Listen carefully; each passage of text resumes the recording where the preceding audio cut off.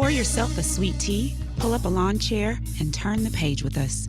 You're listening to Right On Mississippi, a podcast taking you inside the minds of America's most treasured wordsmiths. I'm Ebony Lumumba, and Right On Mississippi is produced in partnership with Mississippi Public Broadcasting for the Mississippi Book Festival, the South's literary lawn party.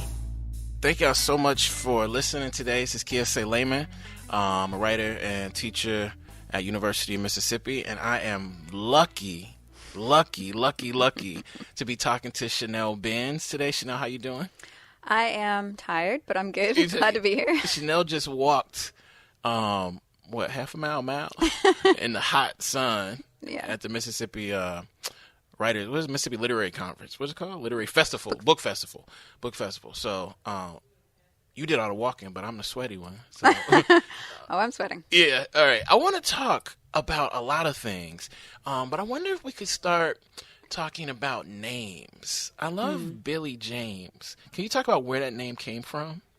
Yeah. In fact, it took 3 tries to get her name. Like, usually I'm a writer who the title or the name comes right away, but I just could not get her. But that's kind of true of her voice. Like, she's the character that took me the longest to get. Really? Yeah. Wow. I say really because she's so central to the book. Well, I think it wasn't until I started really writing the other characters and I decided that it was going to be third person and I had them talking about her. And I was like, oh, this is who she is. Yeah. But for a while, and I think also I was holding back because I don't usually write characters who are closer to me. Right. In like age and, you know, being, having a black father and a white mother. Like, there's a lot of differences, but that's similar. And also writing in close third is not something I've done a lot. So I think I was really kind of holding back and being careful for a while. And then just the subject matter. And was there an impetus at all ever to try to do it in first because there's some identity markers that are close to your actual identity markers? I started doing it in first just because that's what I was used to. Right. But not because she was close to me, just because I write in first more often. Yeah. But her first name was Addison. Oh, wow. And that was not working. And Addison James? Yeah, I think I still had that last name. And then that wasn't really working. But Addison's like coming out of the civil rights era, that's like a typical name. And then I tried Angelina, which didn't work at all. And then Billy, I was thinking about her father naming her and thinking about, thinking about Billie Holiday and thinking about he would want her mom wanting a name that was sort of like, could be genderless. Gender fluid. Yeah. That they would find that as kind of freeing. Right. And James, it was either going to be James or King. I just something about that. Right. Felt really amazing. And the book, for those of you who might not know, is The Gone Dead. I was lucky enough to hear you read from this in Indiana. We were at the Indiana Writers Conference. It was my other book I was reading from, but it was a Mississippi story. Oh, that's right. Yeah. When I was I don't know if you've ever gone to those readings and you're just like, oh man, I got to step my game up. That's how I felt up in there. I was like, have you been to those readings before? I don't know. Yeah, your readings. Oh, that's I don't think so. I was just like, what is this? Like, and when I say what is this is going to sound corny, but I just felt like in the book, in the excerpt that you read at Indiana, there was what we see in the best of, I think, like I would call Deep South and Mississippi literature, which is, like the Southern, like lower frequencies, the voices, the details. And I want to talk about details in a second. But there was also, you were just doing something that I had not heard or seen before. And one of the things I love to ask writers is like, did you think in The Gone Dead you were doing something that you had not seen? And was that important to you at all to try to do something like innovative? Because it feels innovative to me, but that doesn't mean that was what you were tempted to do or even that's what you feel about the work. For me, every time I write something, I want to do something that I haven't done. Yeah. And I hope that that's something that hasn't been done. But I think also, like, I hadn't really seen a book. I don't know, this might sound really, overconfident, but let me tell you what I've done that nobody's done. Just do it. I hadn't really read a book that kind of had the kind of the way that Cliff is a father. Yeah. And the way that he talks about her, and the way that kind of across time they're sort of yearning for each other. Yeah. I hadn't really seen that before, and I wanted to do that. I hadn't really seen a book that engaged the Delta in the 70s, or in this kind of like after period, or this period where there's not much written or marked about it. Yeah. Where like the national attention, retracts. And I also, I brought in some of like the medieval stuff with her mother. I hadn't really seen a book that kind of like messed with genre in that way. Like just because it's a Southern book, not all the references are going to be like, like. I love that she was a medievalist. Like, I mean, that's just like a great move because you can do so many things with it narratively throughout, right? Yeah. So I think in that way, I was trying a few different things, and I've seen, and also like. I've seen some characters like Melvin, but maybe not a Black intellectual. Right. It's not too many Black intellectuals. So yeah. Right. And I wanted to hold off on this question, but I have a little self-restraint when it comes to asking just what I want to ask. So, like, do you feel like this is a story based in a journey home? Like, that's one of the questions I still ask myself by the end. Like, is this a journey back home story? And yeah, is it a journey home story? Yeah, I thought of it as the stranger returns home. The stranger to that place returns home. Yeah. Yeah. Because that's how everybody kind of feels her. Right. But it is her home. It doesn't. No, it takes her a while to feel that. That's what I love about it. But I think obviously, like, it is to me literally in her blood. You know what I mean? Literally. So there's, like her family's blood is in that ground in so many ways. And I think also in Cliff's narrative, her father, he goes back home. Definitely. You know what I mean? And he's very conscious of that. He comes back home for a reason. He comes back to be a change maker. Right. But she's not aware that that's kind of happening. So I think it is a journey home, and writing it in some ways felt like a journey. I mean, for me, it was a journey toward my own Blackness, and a journey toward your own Blackness from where? From I guess from being an outsider. Because you were born in... Well, I was born in, as we were said, I was born in London, and, race is different there. Right. Class is more obvious, more primary. Definitely race is a problem and has its own history, different than our history, because of their relationship to slavery. They kind of outsourced it to the Caribbean. Right. And they made slavery illegal a lot earlier. But, when I came to America, I was 7, I didn't know I was anything. No one had ever said anything to me, ever. And it wasn't until I was playing with, like, a step cousin that I had that he kind of whispered to me, "My cousin Jenny says that you're Black." Wow. Where were you? In New Jersey. And he says, "Your father's Black." Now, my father, he had lost custody, so I was with my mother, and I didn't know what Black was, let alone if he was Black. So I had to go and ask my mom. But what I thought was important in retrospect is that what got communicated to me was that was something bad and something dirty and something you didn't want to be. Wow. And I asked my mom, and she was, she, in those days, it was, it's good to be colorblind, Right, So she was like, "Who said that?" And, she's British, and she was just like, you're my daughter, basically. And, so it wasn't until later, like a lot later, that I found out his family's from Antigua. Like, there's this Caribbean thing going on, and so growing up, I grew up in a white family, and a lot of my friends were Black, and so that's kind of where I got like my window in. But I always felt like they have the Black community and I don't, and there's some, I kind of don't have a way in, but then I don't have a way in with these white people, because when I show up places with them, people are like, "Who are you? Who are you? What are you?" Right. Yeah. Right. What are you? Who are you? What are you doing with these people? So I think it wasn't until more recently, and mostly through like reading and history and books, and encountering people as an adult who were like, Black folks as adults who were like, welcome. Right. and not that everyone's like that, but people in my life saying like, welcome, that I was like, I'm Black.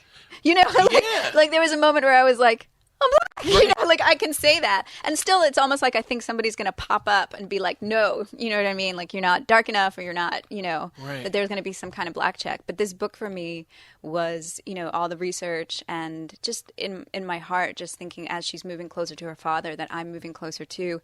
And in fact, as I was working on the book, my father got in touch with me, and I hadn't spoken to him for almost 20 years. And we started talking, and you know, he's a complicated person to say the least, but he told me a lot of stories, and he has kind of felt similarly, and I just felt like him coming into my life at that same time was sort of like, yeah, you know, here's this other side of me. I can celebrate this. And doing research on like the Black Arts Movement, which was the first time Black folks in this country were really like, we can celebrate this. I'm Black and I'm proud. You know what I mean? Yes. Yeah. So just so people can get more of an understanding of how you also came home, not just to Blackness, but to Delta, Mississippi Blackness. Mm-hmm. Like, on one hand, if I hear the beginning of that story, I'm like, oh, and then Chanelle posts up in the city and she connects with all of these different cosmopolitan communities in the city and she finds out who she is. You go to the Delta. Mm-hmm. Like there's a calling for you in the Delta. Why and how? You know, in some ways, I think it's like it's kind of like part of it is like the magic when you're writing. Like as a professor of writing, when you're teaching, there's a lot of like craft things you can do and give. But when you do something right and someone says, "How did you do that?" You can explain, but part of you is like, I don't know. Right. But you don't want to say that in like a kind of panel situation, but it's like, so I think in some ways like the Delta, it's kind of like, it's in the air, you know, that weight, that hauntedness, that magic that calls to you, that calls to a lot of people when they go there, and they can kind of feel it in the landscape. But I think my whole life I've been drawn to stories of injustice, and that felt so palpable there. And, you know, I was living in Hattiesburg. My husband was getting his graduate degree, and, you know, there's nothing to do there. Mm-hmm. So on weekends, I just started driving around. Mm-hmm. And I wanted to go to any kind of historical places. And sometimes it worked out, sometimes it didn't. Hey, Vicksburg, didn't work out that time. Vicksburg didn't work out? No. Vicksburg is tough, yeah. There was it was an empty city. It was like the apocalypse down there. Wait, were the casinos there then? Yeah. And so I started going to the Delta, and I started reading about civil rights era cold cases. And that's what lit like the fire. Wow. Because I was like, these people, they never got any kind of justice. Right. They still haven't gotten justice. Yeah. And in some cases, their mothers, their sisters, their uncles, their children, like, they're still waiting. And not only that, like, they're having to encounter witnesses and perpetrators in their town to their face every day. Like, they don't get to know. Mm-hmm. And I just, you know, part of me just couldn't believe that this has just been ongoing. And so something about that called to me, because I think, you know, it's much more in the national conversation now, but the idea of like the past, just, you know, actually reading stories where people have said to these people, like, it's over, forget about it, let it go. Right. And I was watching a video of one man who he found his father, and he was a young boy, and I think he was like walking in the dark looking, and his father was on the ground, and he was relating how somebody was like, it's in the past, and he's, you know, an older man now, it's in the past, just let it go. And he said, but that's my past. Yeah. Right. And so I feel that way about like the whole legacy of, you know, Jim Crow and segregation and, you know, the current weight of different institutional racism. Like, you know, it's not in the past, but also like thinking about the burden of injustice. Yeah. So I want to ask two questions that might seem unrelated, but one of the reasons that I feel like The Gone Dead actually works is because I feel like it is a book contending with justice. But by the book's end, I'm still not sure what justice is for me, for the characters, and for the writer of the book, which is, I think, different than the characters, right? So I'm interested in thinking about, like, how justice looks for you in that book. But I'm also interested in the way that, like, this sort of reckoning with justice feel so organic because of like the physical details you choose, and whether or not you feel like details are one of your superpowers as a writer. Like you start that book with like, you know, like the physical mundane details of the space, like take up a lot of my, like I can taste the detail. And then I feel like you do so much with like interior detail and emotive detail, but then you also you keep bringing us back to like sensory detail. So I'm just wondering about how you can, what's harder for you, like crafting a book that actually is contending with justice in this way that, you know, I think most readers will be able to talk about, or just like the physical, tangible detail writing in the book. What's harder for you to do? The physical. The physical is the hardest. Details are so hard. Wow, you killed details in that book, fam. I did not think you were going to say that. Yeah, because like emotional life, I think I can kind of capture, but like the actual like space, like a lot of times I kind of skeleton write it really fast, and then I have to go back and be like, okay, consciously, what is because happening you know in this space? Not yeah, it didn't come like naturally to you. Not really. Like, you know, there's probably like one paragraph where I was in the Delta and I was kind of just jotting things down, and it was about like passing places and not knowing whether they're abandoned or not, and like a bike being on the ground kind of looking like a candy colored insect, like that, and you know, like the couch, the wet couch is just kind of sagging into the earth, you know, like those sometimes come to me when I was kind of in the space just writing things down. But a lot of the other details I have to go back and work on it, and so I don't think it's something that comes naturally. I have to, like the butterfly. Did you ever actually see the butterfly? The moth? The moth, yeah. No. Oh, you just made that up. Yeah, I think so. I know you're never supposed to ask writers that question. No, but why not? It was so. I was like, oh, she definitely saw that. No. I mean, I think I've seen it before, but I wanted something kind of ominous like that. Like orange. It was just like orangey, yeah, like yeah, and it's hairy. kind of and also like it's it should be drawn to the light, but there are no lights on. Yes. Yeah. You know, yeah. I mean, I have spent some time in some cabins in the Delta, enough to like feel the feeling, but I think it's also like maybe it's because I come from an acting background, and so having to kind of like when I work, you know, do you know Arthur Flowers? Yeah. So I remember he said like there's different drafts, and he had different names for them, and one of them is the poetry draft, where you go through your book and you're just kind of like feeling the language, right? You know, right. And so you know, in those moments I have that, but for me there's also like the detail, the sensory draft, the place draft.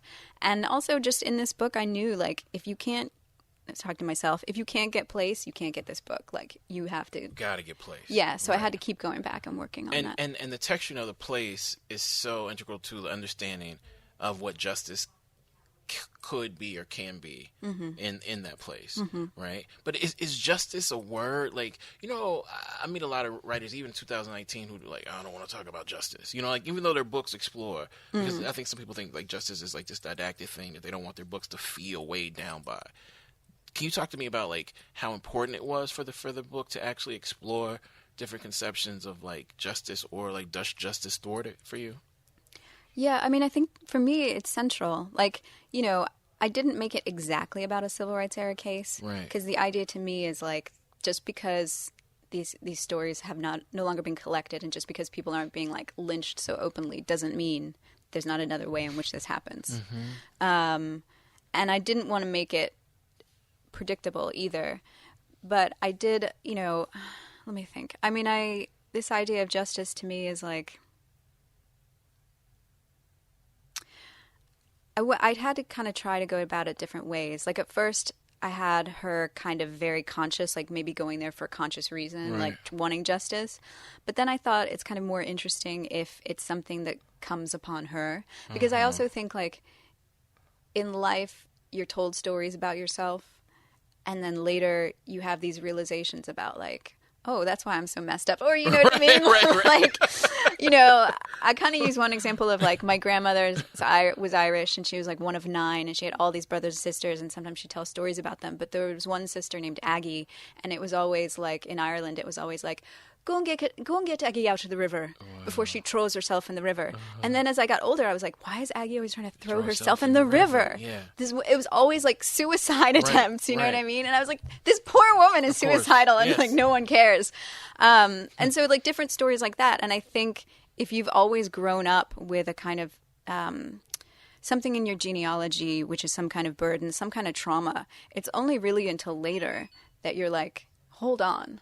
You know what I mean? Like, we're carrying the burden of this trauma. We're transmitting it to each other. We're not talking about it. These things are secretive, and therefore they fester. Therefore they don't come to light. And so I just was really seeking out as many of these different kinds of stories as I could find. And one thing is, David Ridgen, he did that podcast, and he has like based on the documentary he did, he and Thomas More, who's the brother of Charles Moore, who was murdered, along with I think his name is Hezekiah D. He and the brother go back. He's an investigative journalist to their town in Mississippi, and they reinvestigate the case, and they know who did it. But it's a matter of can we get them to confess? Can we talk to find other witnesses? And I was really moved by their, David Ridgen is very soft-spoken, or he seems very unassuming, but he just goes right up to people and asks them like the most intense questions, strangers, you know what I mean? Yeah. And definitely like he's been chased off with a shotgun, course, all that kind of stuff. But Thomas More, the brother, there, he has something biblical about his voice. Like he goes down to a local church and is like, I want to get justice for my brother. And they all go up and they put a sign outside of one of the perpetrators' trailers about his brother. And there's a lot of what I talk to my students about when I teach about the Delta is this idea of like there cannot be any kind of healing, any kind of resolution without a reckoning. Right. So I knew that I wanted there to be a kind of reckoning in this story, but that doesn't necessarily equal the justice that we want, especially not with our system. Yes. Because I think I think there was definitely people who were like disappointed. They were like, "This is not the ending I want." How do you deal with that? I mean, do you because did you feel like what traditional readers might want, or did you not? No. I think I thought about it afterwards. I thought about it in a like theoretical way when I was doing it. I was like, we're not going to have X. Like it's not going to become some procedural. You know what I mean? Where like we're in the courthouse. Right. That's just not what I'm writing. But I also thought like that's just not true. Even in the cases where there has been justice for civil rights era, and there's really like 3 cases, like it just didn't happen immediately. No. And it took all these turns, and it really only happened because like such a good point. Someone had a change of heart. They found something accidentally, some destroyed document. White people were involved. You know what I mean? Somebody of note decided to like get involved. And so that's just not the way things happen. And especially thinking now of all the cases, since there's only been like 3 or 4 solved, what does it mean for those people to have any kind of justice, even though the perpetrators are dead? Right. What does that mean? That's what I'm always interested in. Well, one of the things that really, really bothers me is, say you have this family who they've lost somebody. They've lost like this man has lost his brother. Right. He was murdered by some Klan members or affiliated Klan members, and he never gets any justice in like the 60s. Well, now that family who have had like kids and grandkids and all that kind of stuff, that family very likely is still trapped in the Delta in maybe some kind of system of poverty, dealing with that trauma, knowing that like not only did they not get justice, like this never got air, you know what I mean? And the other family connected to the perpetrators might be doing fine. Right. Might be writing in the local paper, might still, the police officers, because so many were involved in the 60s who were involved, still, have a position of power, might be sheriff now. In fact, they might start to be passing away. So they have like an obituary talking about what a good civil servant this is. You know what I mean? Like, and the people who wrote about the story or didn't write about it still own the papers. Like, you know what I mean? And so you're having to pass these people who they got away with it, and their families are able to, I don't know, have pride, not have to deal with the burden of that, probably don't even know about that. Right. Or if they do, it's like, told in a very different way. Yep. Whereas the family who's still carrying the burden of injustice has been weighed down by that. Yeah, that's a great point. And so I just traced so many stories where that seemed to be the case. Yeah. And do you feel like, okay, is it important to be a blank kind of writer for you, right? Like, do you consider yourself any kind of writer? And really, what I really want to ask is, what do you that's like say? the setup. What I really want to say is, like, I feel when people ask me questions about, like, Southern writers, like, I always name you. Really? Right? Always. I mean, like, look at your work, right? Yeah, I mean, I I don't know. know if you look at your work, I don't know how you make the argument that this is not just, like, this new, innovative and deeply the best of tradition. No, like Southern writing. But do you consider yourself a Southern writer? And is It Gone Dead a Southern book for you? I guess I don't know if I'm allowed to consider myself a Southern writer, being I'm not from the South, but I've been in the South for a while, and my obsession is with the South, or one of them is, and partly that is just, I think, because of slavery, you know what I mean? But also because of the past is just more palpable in the air in the South. And the land just seems a lot more storied. And maybe because there's more poverty, they're not tearing down the buildings, you know what I mean? But, like, I lived in New Orleans, like, the traces of everything are there. It's in the air. And everywhere you go, there's, like, layer upon layer of stories, especially in a place like New Orleans, because it's, like, it's not 2019 everywhere you go. It's, like, a different year. In this corner, it's 1888, But I think I definitely consider The Gone Dead a Southern book. Yes. But I guess the question would be, like, what if my next book is not about the South? Am I still a Southern Well, writer? because I think Southern writers, this is me trying to claim you, but because I think Southern writers can write books that aren't necessarily based geographically in the South, but I think what I would call, like, Southern or Southern Black aesthetics can still guide explorations of, Wright was born in Mississippi, but he wrote, like, The Outsider and things that, Native Son is not necessarily... You know what I mean? I don't know. So anyway, this is more my I just want the South. I just want everybody to claim us. We were just talking. I just want everybody any dope person on earth, I want to claim as one of. But I feel like you're being respectful by saying you don't know if you can if that title is something you can claim just based on birth and geography, based on birth and biography. Yeah, I mean, I feel it. Yeah, but I don't know. And I guess there's something about, like, the sense of place and emotionality in Southern work. You know what I mean? That I feel like I connect to. And it sounds like you hear... I mean, this is... Okay, now it sounds like I'm being... very, like, monolithic of what Southern writers do, but it sounds like you listen like a Southern writer listens, right? Like, I feel like, again, the details, the voice, the minutia of the moments that you, like, depict in that book just feel like something that I want to believe have to come from somebody who has an absolute love of the South, even if they weren't born here. And you use the word obsession. What's the difference between obsession and love for you? And then we'll wrap it up. I mean, I guess love usually is reciprocated. And I feel like, kind of like with the coming into blackness, like, it's just starting to be reciprocated. Like, I didn't know it was there to ask. Wow. You know what I mean? Yeah. And so obsession is pretty one-sided, you know what I mean? It's just, you're kind of fueling all your energy. But I think writing this book, especially because I am kind of like the stranger comes home, the outsider, that it asked me to sit and listen. Because at first, all the villains in the book were, like, twiddling their Southern mustache. Right, you know what I mean? right. But then I was like, no one's going to be like, no, you can't come in. They're going to be like, no, come on in. Yes, sit I down, love have that. some sweet tea. Yeah. You know what I mean? And at the same time, it's like, when the door's closed, it's like, what does she know? You know what I mean? Right. But also, and that's part of, like, why I wanted to include all the other voices, which took me a while, because it's like, this is not just her story. Right. This is a community story. This is a town story. And it's a lot more complicated. And I think, to get dark, that one of the things I really learned about, like, Emmett Till is, like, that story is always told as there was these two kind of evil white men, and they did this horrible thing, and, eventually, they got away with it, but then it caught up with them. Yeah.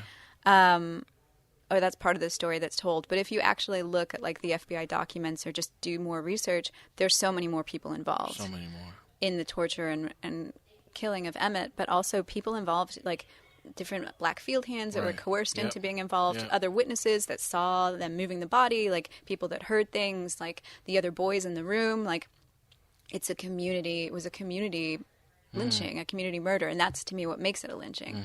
But I think most of the time when there's some kind of injustice, it's never just some evil person twiddling their mustache. There's so many other people enabling it, and they are just as important. And so I think it wasn't until that moment where I was like, no, other people make this happen, and other people are affected. Right. It's not just like the hero and the villain. Yeah. And those voices seem to have something so, like, familiar. Like, there's something familiar in all the voices in that book, but they're so distinct. And I feel like those distinct registers bring, like, a lot of texture to the world, to the book, to the writing. And, of course, it's a book where people are going to read it and be like, what is it saying about Chanelle? Do you know what I mean? I mean, do you get that a lot? Is this about you? Not too much. I think because people see me and hear me and they think, like, there's no way she's, like, you know what I mean, necessarily from the South. Okay. But, I mean, some people haven't really asked me too much about Billy. I think because they have such specific questions about, like, what are you saying with this book, rather than getting into kind of the personal. Because in some ways, like, it was a very personal journey. Right. But in other ways, like, it was so far from me that I really had to sit and listen. Right. I love that.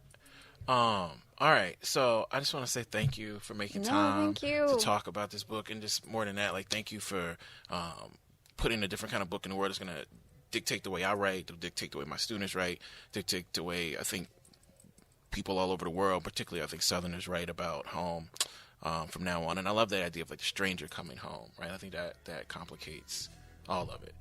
So thank you, Chanelle, so much, and I appreciate y'all giving us time. Right On Mississippi is produced in partnership with Mississippi Public Broadcasting for the Mississippi Book Festival, the South's literary lawn party.